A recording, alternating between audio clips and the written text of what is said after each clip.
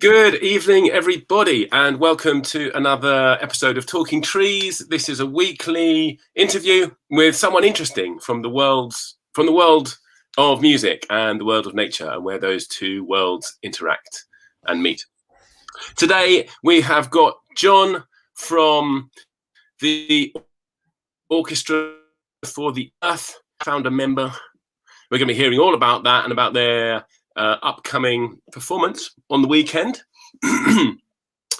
Before we launch into that, I want to mention that their performance this weekend is sponsored, or rather is in support of Trees of Music. Trees of Music is the project in Brazil where we are planting 50,000 saplings of the Pernambuco tree. Pernambuco tree is used to make violin bows, and is massively endangered in Brazil. At last count, they found less than 2,000 of them. So please check out treesofmusic.org and check out rainumbrella.org as well. And you can see that project, the Trees of Music project, and also other projects that we have got going. And we'll be talking more about ecology and music as we go on. Hello, John. How are you doing? Hi, nice to be here. Very good to welcome you on. Perhaps you can tell me a little bit about the Orchestra for the Earth. Tell me about the history, what led you to found it, and what's the agenda? Yeah, so Orchestra for the Earth has been around now since 2018, which is when we kind of officially founded it. Before that, it was really something that I'd just been doing while I was still studying. So it was with a load of friends from university. And initially we didn't have this kind of mission of being for the Earth and being for averting the climate crisis and protecting the natural world. But in my last year of studying, I organized this tour to the Alps, where a composer called Mahler used to go every summer to kind of seek inspiration from nature, escape the busy life in Vienna, and write the beautiful music that he wrote. And it was sort of, in all honesty, meant to be just a bit of fun. I thought it'd be quite interesting. I thought they sounded like nice places to do concerts where not many people do concerts. But in doing it, I kind of realized that there was actually more to it, and that this connection between music and nature was pretty profound and ran pretty deep for more composers than Mahler, for sure. And so I started to kind of look into it and think about it, and decided that actually there was a bit of a kind of gap in the market in terms of music supporting environmental causes and climate-related causes, despite music having a long history of kind of social action and engaging people with important issues, like Live Aid, for example, being a really famous one, but not much in terms of the environment. So it seemed a perfect thing to do, and so we've really gone from there. Everybody's my age, kind of mid-20s, young professionals, really passionate about protecting the natural world and using music to do so. So we do all kinds of events, indoors, outdoors, all over the place, audiences young and old, as a way of kind of bringing these two things together. Excellent. Very good. So you've got an event coming up on the weekend, and I want to hear about that. But just before then, just give me a bit of a temperature check on what from your perspective, is the interest in ecology and the environment in the classical music community and the music community in general. Well, from my kind of personal perspective, I grew up in the countryside. I grew up on a farm. So I've always been kind of quite outdoorsy. I love hiking, walking, swimming, gardening, that kind of thing. But also I'm deeply concerned about the state of the climate and the state of biodiversity and the rate at which we're kind of destroying the world that sustains us. So like I've said, I kind of wanted to find a way of bringing these two things together and using my kind of training as a musician to actually do something about that. Music's often kind of accused of, particularly classical music, of being irrelevant. And so I saw an opportunity to actually turn that on its head and say, actually, no, culture is really, really important, because what we're trying to change with the climate crisis is the culture around it, our culture of the way we consume stuff, the way we treat the natural world, and so on. And I very much believe that politics is downstream of culture. And if you want to affect political change, you need to affect cultural change first. and really get the conversation going in the cultural sphere. So I think actually we have a really important role to play as musicians to do that and make the current situation in terms of the way we treat the natural world part of our role as kind of cultural ambassadors, I suppose you might say. I think that's absolutely right, and the connection there between politics and music is quite interesting. I understand that Plato himself was very concerned about exactly what types of music should be encouraged and what kinds of music should be discouraged as antithetical to the kind of state that he was interested in. That's true. Okay, great. Power, yeah. Say that again? He was pretty suspicious of the amount of power music actually had to affect people's minds and the way they thought about the world, which is kind of, prescient. Yeah, absolutely. So you have a performance in Milton Keynes this weekend. Milton Keynes has 22 million trees. So tell us a little bit about the performance and tell us a little bit about trees in an urban context as well. Yeah, so Milton Keynes is often given a bit of a bad rep as a bit of a kind of urban experiment that some people think went well and some people think didn't go so well. But it's one of the most successful things about it is that it's full of green space and full of trees, like you say, 22 million of them. And that's really important. So we're playing as part of the International Festival, Milton Keynes, which is this fantastic festival that happens every 2 years where they get lots of artists and all sorts of kind of different events going and getting people to kind of engage with the city and engage with different parts of the city that they may not necessarily visit or may not necessarily know about, which is a really nice thing. And we're playing in this fantastic amphitheatre in a big park called Campbell Park. So people can come along kind of prom style, have a picnic, relax, have some food, have something to drink, and then listen to a concert. And we always have some kind of environmental aspect to the concerts we do, and this time we wanted to do something with you guys, with Trees and Music, both to kind of raise funds for you, to get people also engaged with what you do and kind of give them a meaningful kind of introduction to what you do, because I think concerts can be a really good way of doing that. It gives people quite an emotional experience in a way that maybe a newspaper article or a kind of press feature may not necessarily do that. So I hope it gives people like a memorable introduction to your work and shows them how important it is. We're going to project some screens with some information and some images about the Pernambuco, like you say, and how endangered it is and how important it is for string instruments. It's literally the wood used for making bows, which makes it has a unique kind of character for making music. So it's critical that we save it for that reason, as well as for the reason that it's a vital part of the rainforest habitat. So that's what we're doing in Milton Keynes. Trees in urban spaces are vital. I mean, everybody knows they absorb carbon. They also absorb many other toxins as well, which are in the air in our cities, and increasingly our cities are well over the limits of what is legally and allowed and dangerous to our health. In London alone, the trees contain something like more than 2 million tons of carbon, which would otherwise be swirling around in the atmosphere. So they're critical for that. They also release oxygen.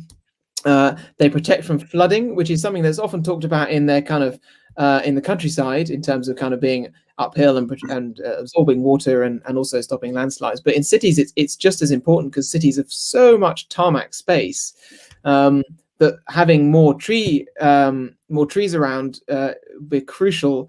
Kind of water sink to stop these kind of flash floods, which we've seen more than once very, very recently in cities, which can be absolutely disastrous. You know, when a city floods, it floods like nothing else. So it's really important we build in these kind of trees as kind of flood defenses there as well. They also keep us cool, not just as shade, but the whole process of transpiration and releasing water vapor drops air temperature. Cities are something like 7 degrees warmer on average than the countryside, and you know, sometimes it's lovely when it's hot and sunny, but also it causes people serious illnesses and sometimes even death. So it's really, really important for keeping temperature low, and for our mental health as well. They're vital. Spending time in nature and around trees has been shown time and time again to reduce cortisol, this hormone that causes anxiety and stress. which again is, if anything, more important in a city where lives tend to be more stressful, more high pressure, people get less sleep. There are lots of kind of stimuluses like cars and loud noises around that tend to kind of make us more anxious. So having that green space and things like trees is really important, because they're also habitat for animals, habitat for trees, habitat for birds. And that kind of thing is a really nice thing to have around in cities. It's nice for cities to feel kind of alive and natural. And it makes us want to go out and exercise and relax if there are green spaces and trees. So yeah, I could go on forever about how important they are. So that's why it's really nice that we're playing in Milton Keynes and shining a light on this lesser known aspect of it, that's actually a really green city, and that's something that we should all be thinking about. Absolutely. I think one of the things about forest landscapes generally is that the particular effect they have on the eye and cognition generally, because when we're in a forest landscape, we don't have the same focus as when we're in most of the rest of our modern and particularly urban lives. Most of the time we're kind of focusing down like this. We might be on a screen, or it might be on a person, or it might be on, when you're on a bicycle, it might be that car, or whatever it is. But when you have this kind of open space, it relaxes the eyes and relaxes the mind. And we're not particularly focusing on any particular thing, but we're allowing movement to come to us rather than chasing it around.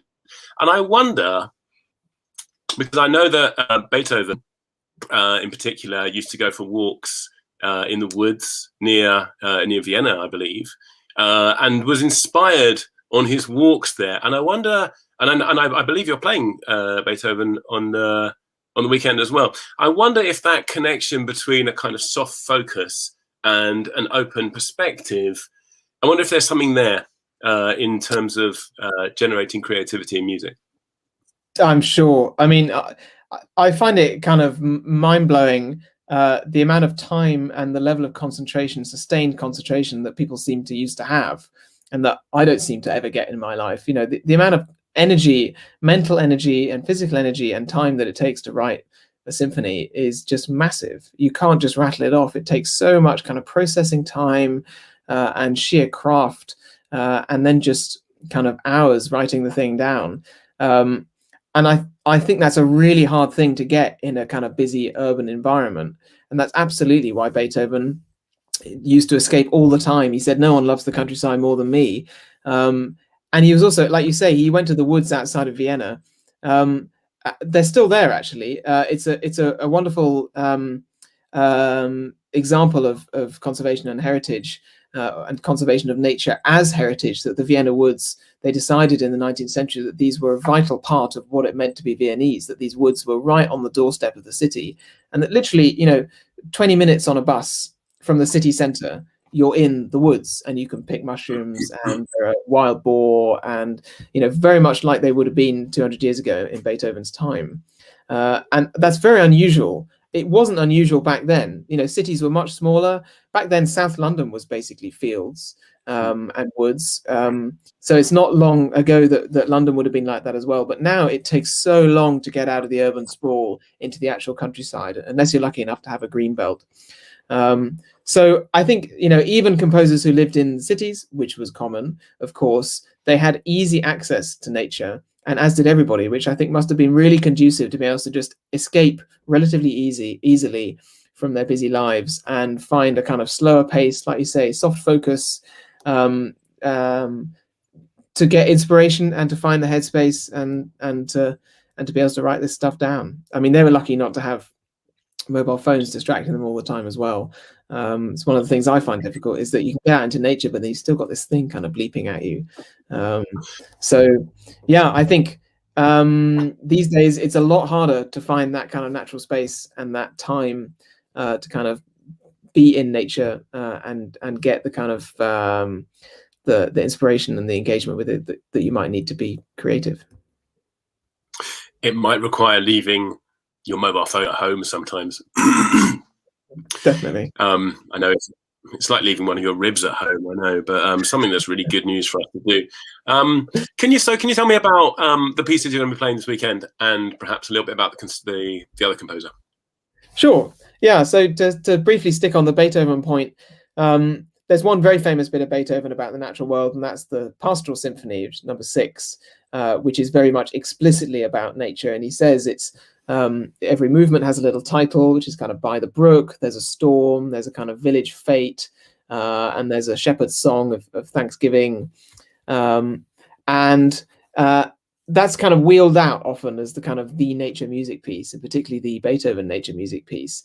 But I think it's kind of crazy to think that that was the only time Beethoven ever wrote a piece inspired by nature. So it's the only time he explicitly did it. And even then, he says very specifically on the score, this is not to depict nature literally, even though there are a couple of moments where there is birdsong. But it's more about the feelings that nature inspired in him. And I think it seems entirely probable that so much more of his music, if not all of it to some greater or lesser degree, was inspired by the feelings that nature gives us. I can definitely sympathize with that. You know, I had so many experiences, particularly in kind of mountainous regions, whether it be, you know, just the most astonishing view or a terrifying thunderstorm. And they give you these feelings that you only really I certainly only really get otherwise when I'm listening to music. It's quite a kind of primal thing that you get being out in nature. So it's kind of goes back to what I said at the beginning, that I think the connection between music and nature runs much, much deeper than the few pieces that actually explicitly talk about it. So that's Beethoven. There are 2 other pieces we're playing. One is, they're both by English composers. One is Frank Bridge. It's a movement from a suite he wrote called The Sea. There are lots of English pieces about the sea for obvious reasons. We're on an island, same way not many Austrian pieces about the sea. And it's a wonderful piece. It's much underrated. And this particular movement is called Moonlight. So it's about evoking the kind of sensation of seeing the moon on the sea, which, if you've ever seen it, is a completely unique thing, really, a completely unique sight. And we're actually doing that piece because there's this exhibition by an artist called Luke Jerram, which people have probably seen, which is this scale model of the moon. It's quite mesmerizing, really, which slowly rotates, and it's been exhibited in cathedrals, it's been exhibited in all sorts of places, Natural History Museum, that kind of thing. And it's being hung in this park in Milton Keynes, kind of nestled among the trees, an amazing kind of setting. So we're kind of opening the concert with that little kind of little piece to kind of get people in the mood.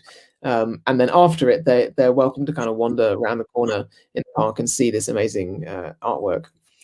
And then the third piece is Elgar's Cello Concerto, which is very, very famous, wonderful piece, which we partly chose because we wanted to give a really good example of how important it is that we save this tree, because otherwise you couldn't play a cello concerto in the same way that you can when you've got a bow made out of Pernambuco. It's an amazing piece, and it has an amazing sound. Elgar also, he didn't actually live in the city. Elgar lived in the Malvern Hills in Herefordshire for the vast majority of his life, and used to wander. If you've ever been there, an amazing place, and you can walk quite quickly up to the top of the ridge, and then you have this astonishing view. You can see 80 miles on a clear day, which is really unbelievable. And they're a beautiful, beautiful part of the world. And he clearly soaked up a hell of a lot of inspiration there. Similarly, didn't write many pieces explicitly titled about nature, but I think there's no doubt, and there's plenty of evidence in letters and diaries and that kind of thing, that this was where the thinking time happened, was when he was up the hills in the woods and that kind of thing, finding that space and that time to really kind of dream up the music that he did dream up. I believe Elgar and Beethoven are both famously emotional people. Did either, I'm thinking particularly of Beethoven actually, did he articulate what the feelings that the forest gave him were? I mean, I know he did in music, but did he give us any words to it? Well, I mean, he was famously extremely short in person in terms of his use of language. He was not one to go off on long diatribes about anything really, unless he was particularly angry with whoever had made his coffee that morning or something like that. Because of course he went stone deaf, and so we have these conversation books where Beethoven would communicate with people writing down. It's usually arguing about coffee.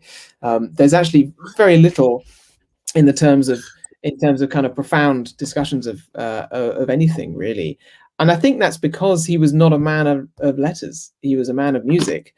And And so, you know, everything you want to know about what Beethoven was like as a person, really you go to the music. And therefore, if you want to know what it was like, how he felt in the natural world, go to the music. And I mean, the Sixth Symphony is the obvious example.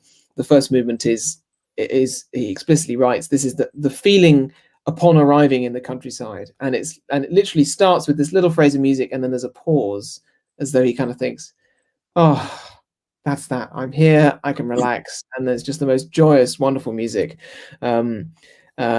with one brief moment of a terrifying storm in the middle of it, which really is kind of earth-shakingly scary, which I think is the perfect sort of kind of counterpart to all the kind of peace and beauty of the natures, that sometimes it can be absolutely terrifying, and make you fear for your life, and, you know, awesome in the original sense of filling you with awe. And then the piece ends with this kind of hymn to the natural world, basically. So not many words about it, but lots of notes about it. And I think that goes for most composers. They knew that their strength was writing music, not writing words. And that's where you tend to find the answers to that kind of thing. Very interesting. Thank you. So where else have you played? Where else has your orchestra played in terms of natural spaces? Well, we've just come back from the fourth of the tour I mentioned earlier in the Alps, where we do a couple of outdoor things. The first is, well, to give a bit of context, Mahler was an extremely active person. He was a voracious hiker, cycler, swimmer, everything. And so it kind of, I was speaking to a friend of mine out there, and we came up with this idea of organizing a kind of kids event, an outdoor kids event, to kind of bring together both this kind of music thing, but also the kind of exercise thing. So we had a little kind of cycle ride from basically one end of the valley to the other end of the valley with these kids, to where Mahler's composing hut was, where he used to go to kind of lock himself away to write music. So we did that, and then we played a little concert outdoors in front of the composing hut, and it's the most beautiful, beautiful place. There's this huge mountain behind. If you've ever been to the Dolomites, you'll know what I'm talking about. These really craggy, beautiful mountains in the north of Italy. So that was one. So it's kind of it's a really nice way of engaging kids with music and the outdoors. You know, if they're into music, it gets them outdoors. If they're into the outdoors, it gets them hearing music. It's a kind of win-win situation. And another thing we did in another place where Mahler composed, it's just been declared actually the first star park in Europe, which is not a place where celebrities go, but it's a place where there's so little light pollution that you get this amazing view of the stars. It's, you know, sort of pure darkness almost, the closest thing you get, certainly in Europe. It's a really interesting new initiative that they want to preserve these places and prevent there being any extra light pollution, so people can continue to enjoy the sky at night. So there's a lovely piece by Mahler called At Midnight. So we played that just after the sunset, so it was just getting dark, and it was just the most amazing thing. We had this lovely kind of audience outdoors, and as we started playing, the stars came out, as they do, and you could see the Milky Way in this huge band over above us. It was absolutely magical. And again, it's sort of crazy that piece isn't played at night outdoors more often, because that's literally what the piece is about. But because orchestras are kind of naturally urban creatures, we don't actually tend to play this music in the kind of places that inspired it and that it kind of obviously so beautifully evokes. So those are kind of two examples. One more I might give you is, yeah. I was thinking about the acoustics. I wonder if you ever played any caves or anything which is somehow like a concert hall. That's a nice idea. Well, I was about to say, actually, no caves, although I hadn't thought of that one, so I'll write that down. But we have played, and this is kind of semi-outdoors, we played at the Eden Project in Cornwall, which, as I'm sure you know, is these massive dome-like greenhouses, which actually had a pretty decent acoustic. Because what you want from acoustic is a kind of balance of resonance, but also kind of softer things to kind of absorb the sound, so it's not too kind of echoey. And actually, it turns out the greenhouse full of plants is kind of a good combination of that, because you've got the glass to give you some resonance, and you've got the space and the high ceiling, but also you've got plants that kind of a bit of a kind of buffer for the sound to make sure it's got some warmth. We did a kid concert there as well, actually, where kids kind of did DIY percussion instrument making. And then they kind of joined in the performance. We did a whole kind of weekend there, doing a couple of shows for young families. It was really nice.